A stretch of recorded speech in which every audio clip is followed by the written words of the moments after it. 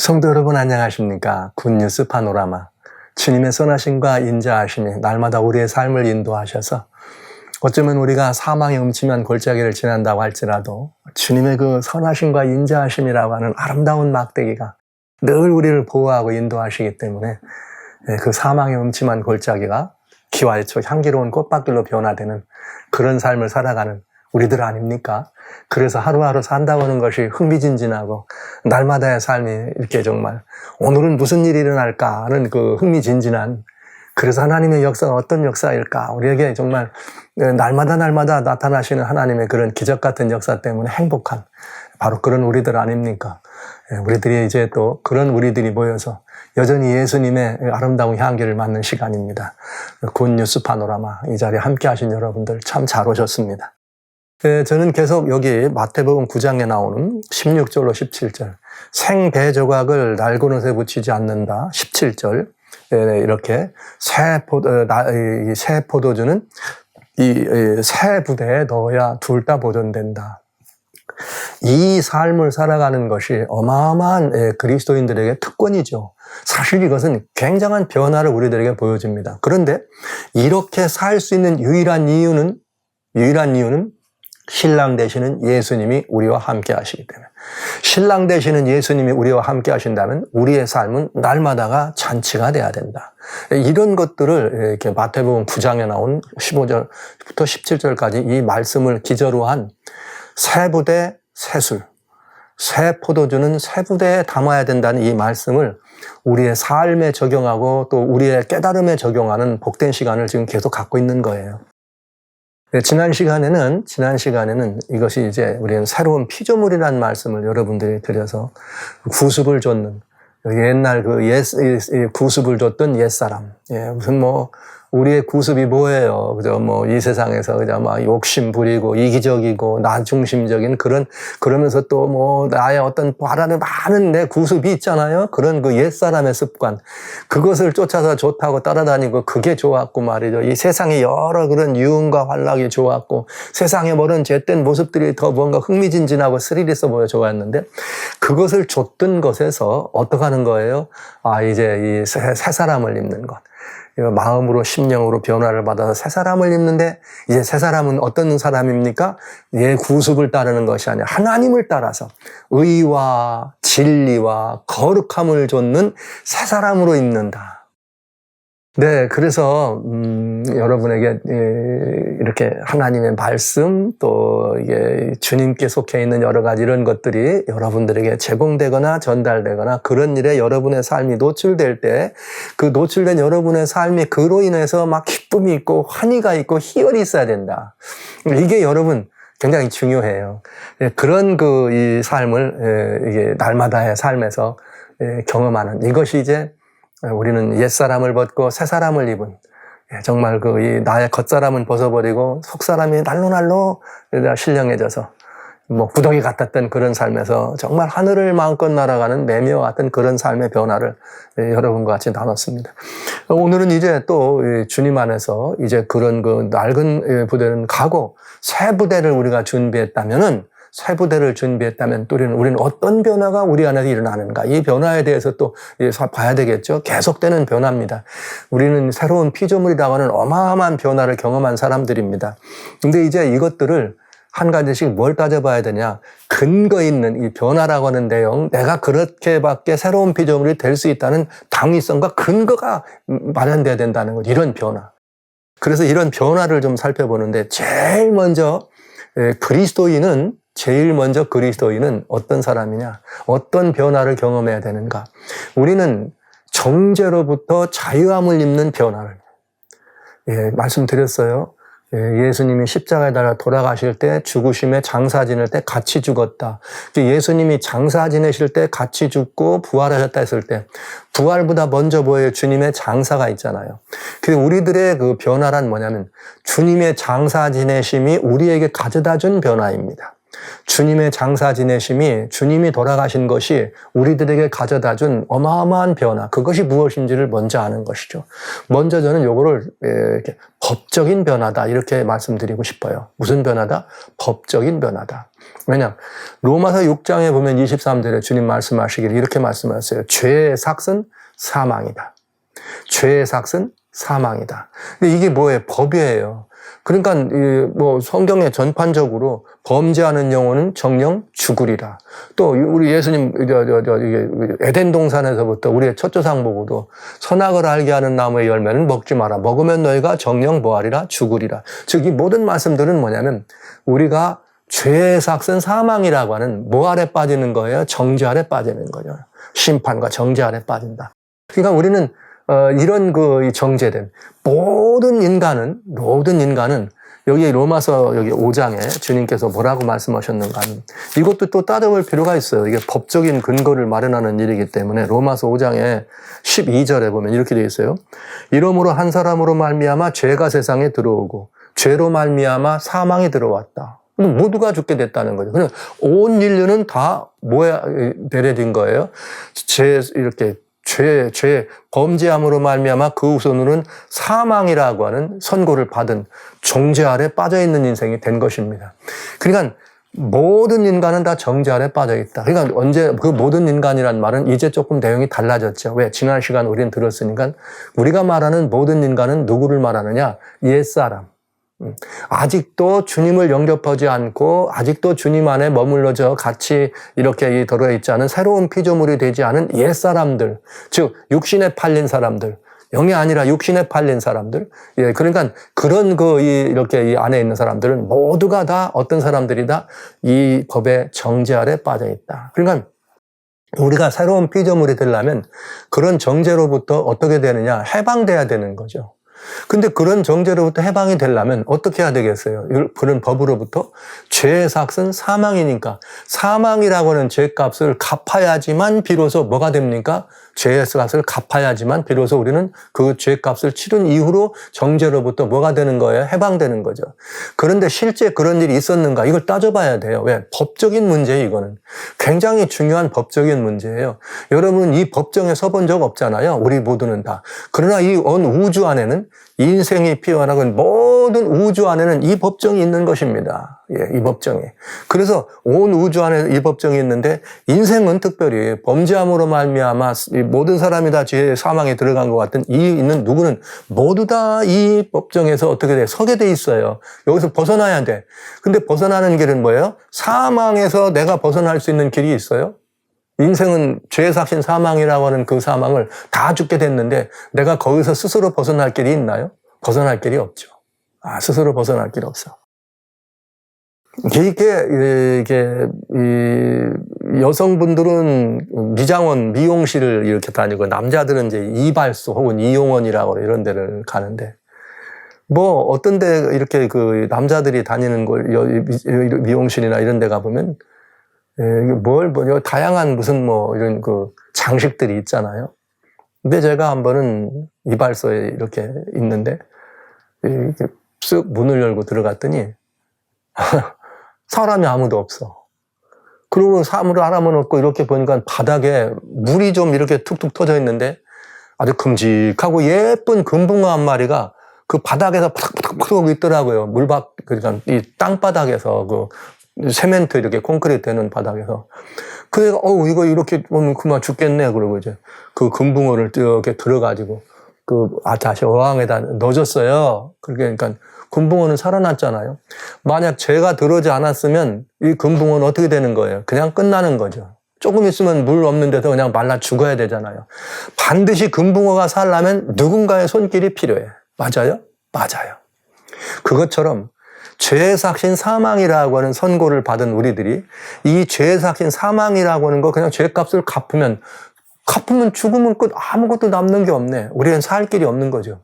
누군가 우리가 죽어야 될 죄값인 사망을 대신 죽어준다면 대신 죽어준다면 우리는 그 값을 치렀으니까, 대신 치렀으니까 우리는 그 사망의 값에서 벗어날 수가 있는 거죠. 사망이란 정죄 아래서. 그거와 똑같은 일입니다. 마치 누군가가 필요한 거죠. 금붕어가 자치의 힘으로는 어항 속으로 들어갈 수 없었던 그것처럼 누군가 우리 스스로는 죄의 값인 사망을 갚을 수가 없다냐. 근데 죽으면 끝나는 거니까.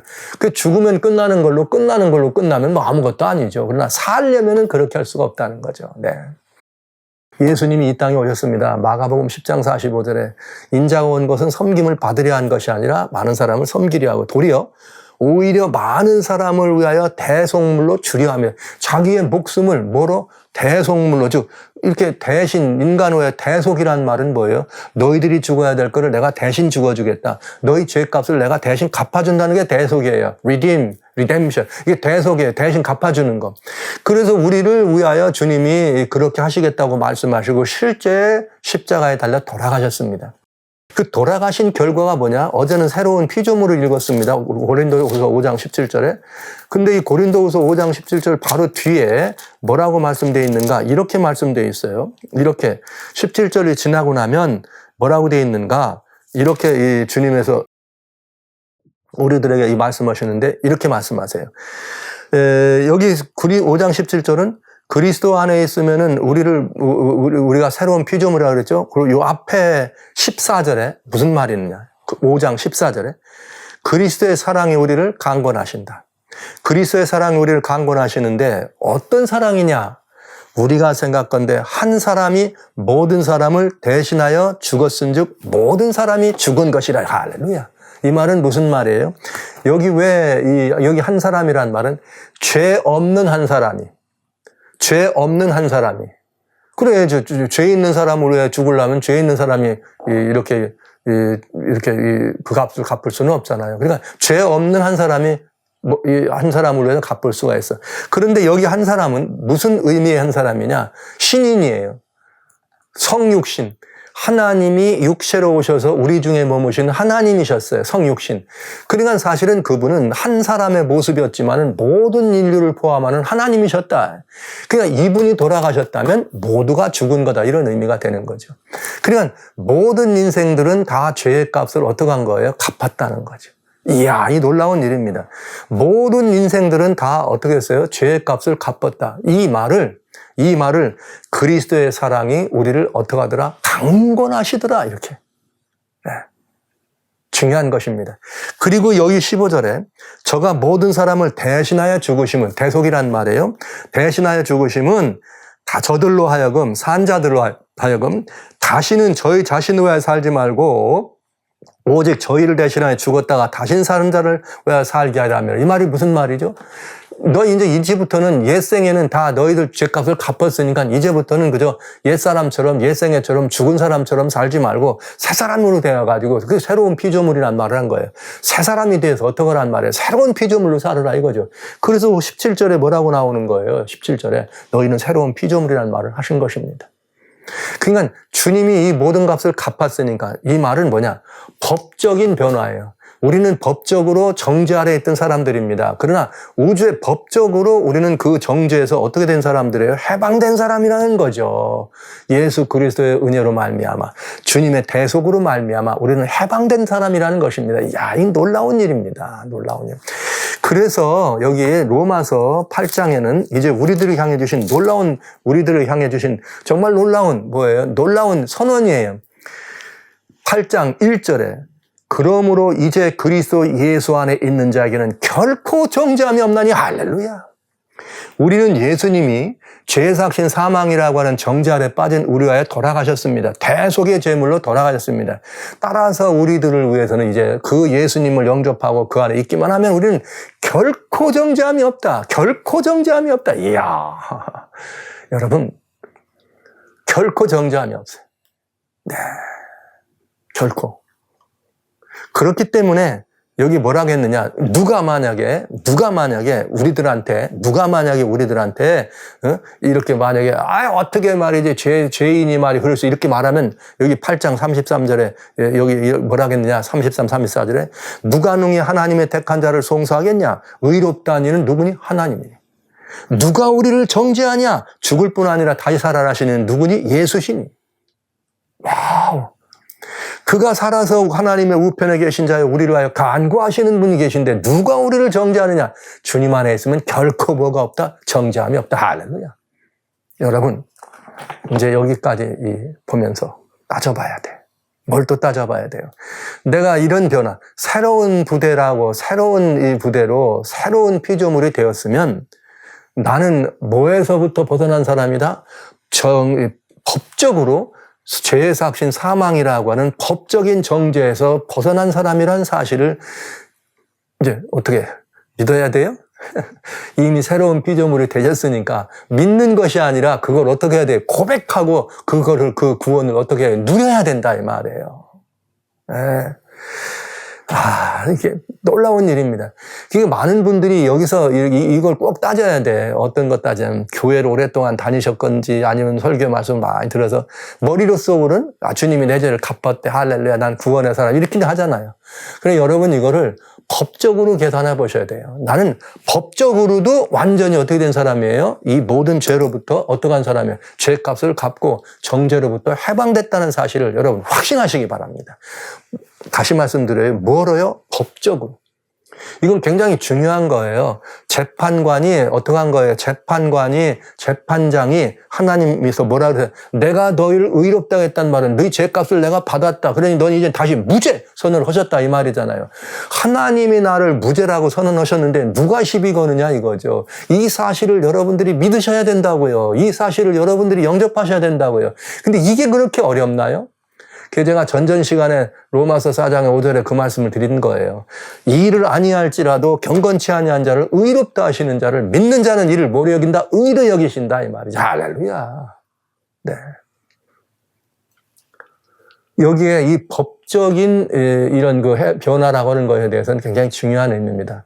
누가 뭐라 그러든지 혹시 왜 제가 이 말씀을 강조하느냐면 우리가 믿음 안에서 머물며 살아갑니다. 그러다 보면 가끔 때로는 이렇게 실족할 때도 있고 때로는 넘어질 때도 있어요.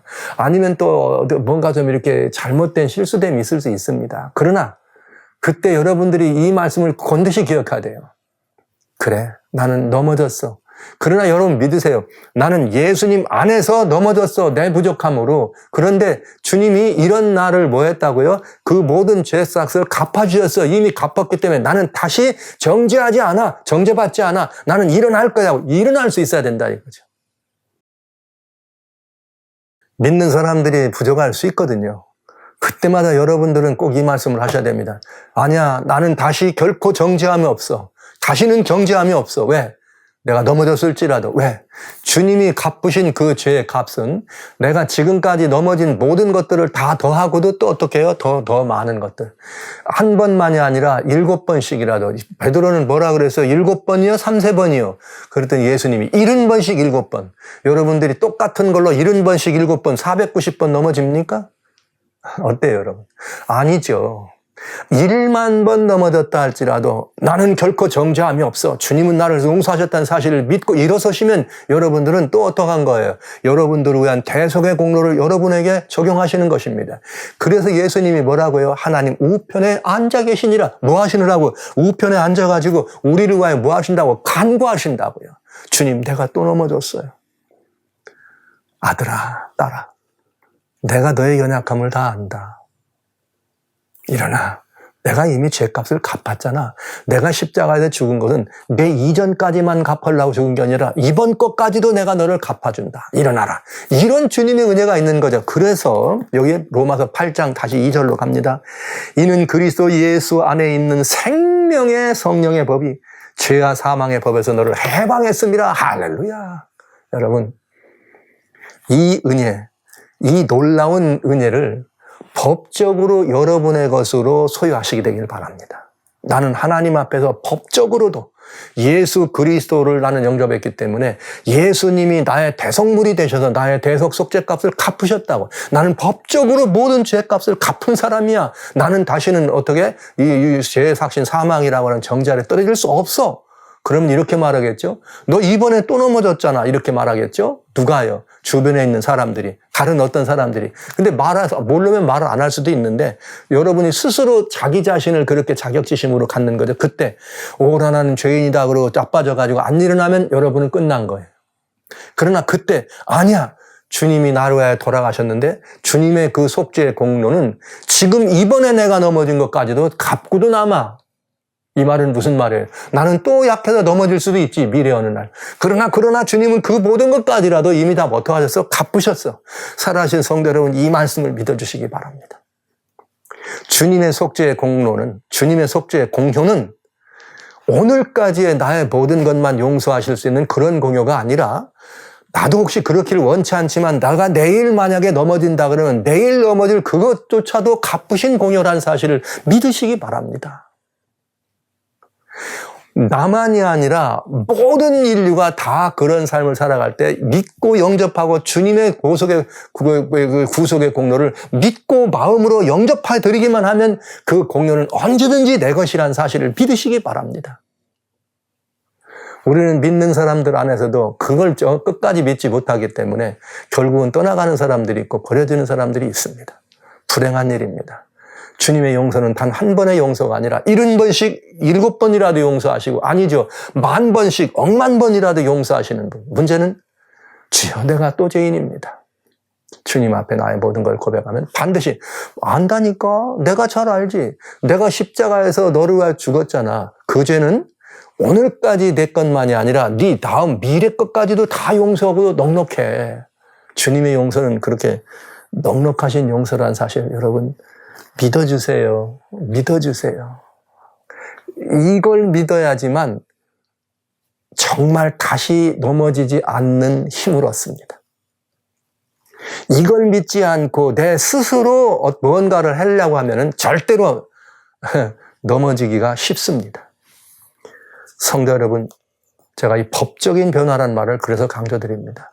생명의 성령의 법이 죄와 사망의 법에서 나를 어떻게 했는지를 해방시켰는지를 할렐루야. 그래서 주님은 여기 갈라디아 5장 1절에 내가 주님께서 우리를 자유케 하시려고 어떻게 자유를 주셨으니 다시는 부하지 말라. 종의 멍에를 부하지 말라. 매지 말라고. 종의 멍에를 매지 말라고. 주님 그러신 거죠. 그리스도인의 변화란 해방된 사람들입니다. 죄와 사망의 법으로부터 해방된 사람들. 죄와 사망으로부터 해방됐다는 말은 죄와 사망으로부터 자유함을 얻었다는 거죠. 그러니까 지금까지 악인은 말이죠. 하나님을 모르는 사람은 쫓아오는 사람이 없어도 도망간다. 잠언에 그렇게 돼 있어요. 쫓아오는 사람이 없어도 도망간다. 그 말이 맞아. 여러분, 모든 죄인이 다 도망가요. 뭐가 두려워서 도망갑니까? 죽음이 두려워서. 그러니까 죄와 사망의 노예 아래 있는 사망의 정죄 아래 빠진 사람들은 죽음이 두려워서 늘 도망갑니다. 죽음이 두려워서 도망가는 거죠. 그러나 여러분, 우리는 그리스도이신 이 예수를 영접해 드리는 순간 로마서 요한복음 5장 24절 너희가 다 그의 보내신 자 그 아들 예수님을 어떻게 하느냐 내 말을 듣고 내 말을 묻고 나 보내신 이를 믿는 자는 사망에서 너는 영생을 얻었고 나를 믿는 자는 이미 영생을 얻었고 사망에서 생명으로 옮겼고 다시는 심판에 들어가지 않는다는 말을 믿어야 된다고요. 믿어야 된다고요. 이것을 믿지 못하면 우리는 또르 율법 아래 정죄 아래 빠지는 거죠. 그리고 다른 사람이 그렇게 말하고 믿으면 그게 싫지요. 그렇게 믿어갖고 구원받아? 또 넘어져서 한 번 구원받으면 영원한 구원이야? 그러고 싶어지죠. 여러분, 한 번 구원받은 사람이 영원한 구원이라는 말은 성경에 있지 않습니다. 돌아갈 수 있습니다. 왜요? 아니, 아담이 처음 창조될 때 완벽하게 창조됐지만 따먹고 하나님 떠나잖아요. 그럴 수 있는 거죠. 똑같이 우리도. 그러나 더 중요한 것이 있습니다. 우리가 그 주님을 떠나지 않는다면 내가 넘어졌을지라도 다시 주님 바라보고 넘어졌을지라도 또 주님 바라보고 주님의 보혈의 공로, 대속의 공로를 의지하면 내가 주님을 버리지 않는 한 절대로 주님은 나를 버리지 않습니다. 아버지는 만유보다 크시네. 결단코 아버지 손에서 빼앗을 자가 없느니라. 이 말씀은 주님은 우리를 뺏기지 않으신다는 얘기죠. 그렇다면 주님의 입장에서 볼 때는 우리가 떠나지만 않는다면 한 번 받은 구원 영원히 지켜질 수 있다는 사실 믿으셔도 부족함이 없습니다. 네. 그러나 내가 주님을 버리고 떠나면 할 수 없는 거죠. 아담도 그랬잖아요. 아담같이 완벽한 분도 실패하잖아요. 우리도 얼마든지 믿음 안에 있던 기라성 같은 사람들이 주님을 떠나고 돌아간 사람 많이 볼 수 있습니다. 그러니까 이거를 논리적으로 한 번 받은 구원은 영원한 구원이다 이렇게 말하면 안 됩니다. 그러나 각자는 개인적으로 주장하시기 바랍니다. 아니야, 내가 주님을 떠나지 않는 한 주님은 나를 절대로 버리지 않아. 나를 구원하신 주님은 영원히 나를 구원하시. 이렇게 믿으셔도 절대로 후회하심이 없을 거라 얘기죠. 여러분의 얻은 받은 영생은 주님이 나는 부활이요 생명이라 하셨잖아요. 그렇게 해서 이렇게 사망에서부터 자유받은 우리들은 죽어도 살고, 어떻게 하고요? 죽어도 살고, 살아서 믿는 자는 영원히 죽지 않는다. 믿으셔야죠. 믿으셔야죠. 믿으셔야죠. 그리스도인은 죄와 사망의 법으로부터 해방된 사람입니다. 자유함을 얻은 사람입니다. 그들은 죽을 수도 없는 운명의 사람이라 사실 믿으시기 바랍니다. 믿으셔야 합니다. 이것을 믿으면 하나님과의 관계에 의로움이 있고, 어떻게 된다고요? 입으로 시인하고 주장하면 구원을 받는, 그 영생의 사람이 되는 거죠. 제가 오늘 아주 이 말씀은 정말 더 강조하고 싶어요. 법적으로 우리는 어떻게 됐다? 해방된 사람들이라고. 법적으로도 말이죠. 하나님 앞에서 우리는 자유함을 입은 사람이란 사실. 이야, 이걸 정말. 이 자유를 여러분들이 얻고 누리셔야지만 비로소 어떤 일이 벌어집니까? 사망도 두려움 없이 어떤 불의함에도 맞설 수 있고 어떤 죄도 맞설 수 있고 어떤 협박이나 위협에도 맞설 수 있고 어떤 이렇게 세상에 이렇게 관영한 악을 대도 맞설 수 있는 것 아닙니까? 뭐 하지 않아요? 죽음을 두려워하지 않아요. 왜? 나는 죽을 수 없는 운명의 사람이니까. 왜? 난 법적으로도 이미 영생을 얻은 사람이니까. 네. 재판관의 판사가 무죄라고 할 뿐만 아니라 너는 영생에 해당한다고 말씀하셨는데 재판관 중에 재판장인 하나님께서 여러분과 저에게 그대들은 이미 영생을 얻었다. 다시는 심판에 들어가지 않는다 했으면 할렐루야. 우리는 영원한 사랑명을 얻은 사람들인 것입니다. 이 사실을 믿고 누려야 하지 않겠습니까, 여러분? 죽을 수 없는 사람들이란 그리스도인이란 또 다른 이름 죽을 수 없는 사람들입니다. 네. 누구 안에서? 예수님 안에서. 근데 이제 이 사실을 잘 믿거나 영접지 못하기 때문에 제가 법적이라는 말씀을 드렸어요. 제 어렸을 때 이렇게 저기 가난한 시골 아이였는데 서울로 공부하러 왔어요. 그랬더니 시골에서 같이 올라온 동창생들이 서울역 앞에 어떤 빵집에서 일요일 날 모인다고 나오라고 하더라고요. 근데 전 그저 간신히 거기서 이렇게 그런 형편도 되지 않는 상황이었지만, 그래도 친구들이 보고 싶어서 나갔네요. 나갔는데 보니까 이렇게 친구들이 다 오질 않고 일부만 이렇게 왔어요. 그리고 빵집에 있으니까 어떡합니까? 빵을 먹는데, 서울역 앞에 빵집이 그래 맛있더군요. 시골에서는 빵이라고 해봐야 찐빵밖에 더 있어요. 만두밖에 더 있어요. 그냥 시골에서. 그렇게 지냈는데, 여기 막 제대로 된 베이커리에서 만드는 빵이 얼마나 맛있는지 먹었는데, 그거 갖고 양도 안 차. 왜냐? 맨날 배가 고팠거든요. 그래서 앞에 있는 중에, 우리 좀 더 먹자. 돈도 없으면서. 그랬더니, 그래, 더 먹어. 그래가지고 또 친구가 오더를 해가지고 또 그걸 더 먹었네요. 먹었는데 시간이 아무리 가도 와야 될 사람들이 안 오는 거야. 아뿔싸. 이 날짜가 바꿔졌는데 요 앞에 앉아있는 그 친구하고 저만 모르고 그날 나온 거예요. 근데 또 이 친구가 그러네. 나 말이야. 나 미안한데 나는 먼저 가봐야 될 것 같아. 여기 오랫동안은 못 있고 먼저 가야 되니까 너 여기 있다가 애들 오면 만나고 가라. 그래서 알았어. 그런데 이게 시간이 지나도 오질 않네. 아무도 오지 않네.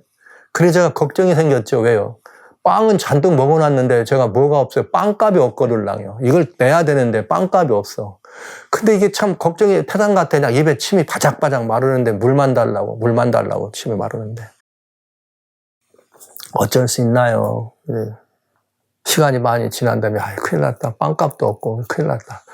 그리고 이제 제 주머니 있는 거 보니까 버스비죠. 버스비 간신히 버스비밖에 없는데 이거라도 주고 그냥 걸어라도 가야 되겠다. 너무 늦으면 안 되니까 일찍 가야 되겠다. 이거라도 주고 볼백이라도 얻어 맞으면 맞고 갈 수 없이 가자.